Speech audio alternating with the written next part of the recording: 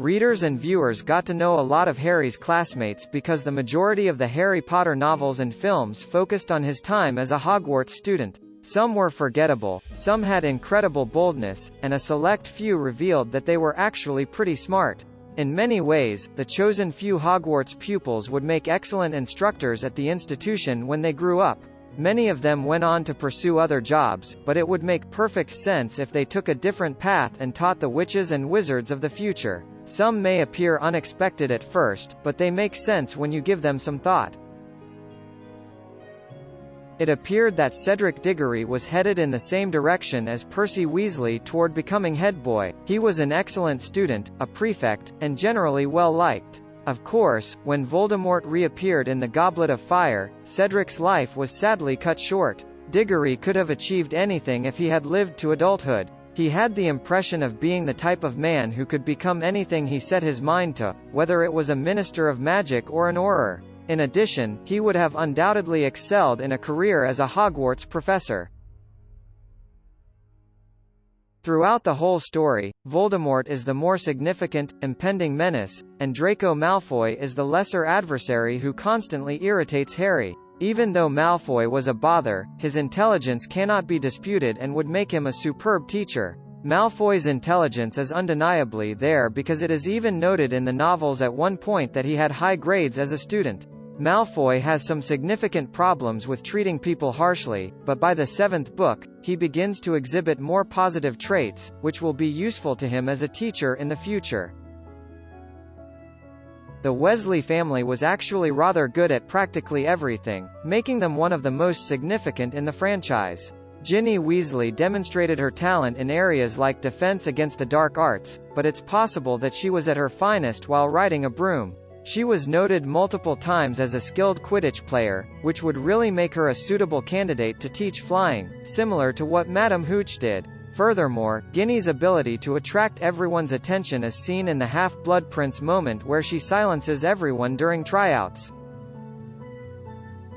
Harry Potter was essentially destined to become an Auror given his background of battling some of the most heinous and terrible monsters in the annals of fantasy literature. Having said that, the Order of the Phoenix demonstrated how effective a teacher he would have been.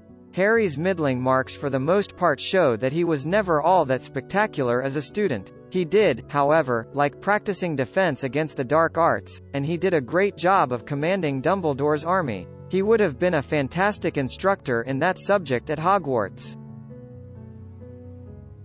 Hermione Granger is referred to throughout the whole series as the smartest witch of her generation. She can dismiss it as books and intellect, yet those are two crucial components of teaching. Hermione was so good at everything, she probably could teach any topic. She may take on care of magical creatures, or she could utilize her life experiences to teach Muggle studies in light of her campaign for the treatment of house elves. She was capable of doing it all, so that was just the beginning.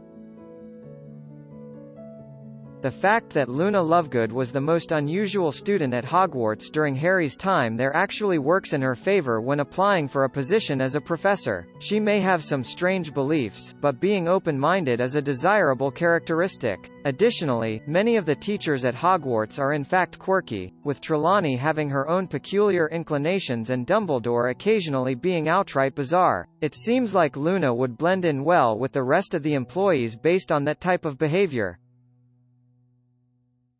The epilogue of the series' last book doesn't reveal too much about the roles that each character went on to perform as an adult. Neville Longbottom is reportedly the Hogwarts herbology professor, however, one person's career was named. That makes excellent sense, given that Neville was consistently at his best in the herbology class and performed at a level that put him among the best pupils. As he frequently struggled in previous subjects, Neville needed this. He was also seen as being a kind and sympathetic individual, which is significant for the pupils.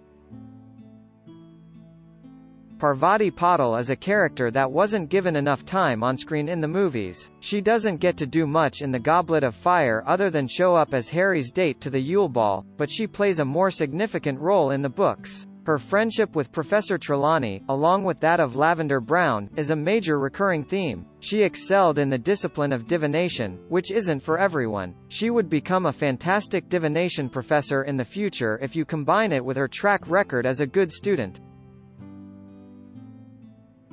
Every book reader is aware of how unlikable Percy Weasley comes out in the narrative. He was always the family member with whom Harry got along the least, and when he chose to support Cornelius Fudge and his career above the truth, he turned against everyone. Naturally, that contributes to the fact that he would be a terrific lecturer. He needn't be popular, as was the case with professors like Snape and Binns. Percy was head boy, an excellent student, and a rule follower, which is appreciated by many teachers.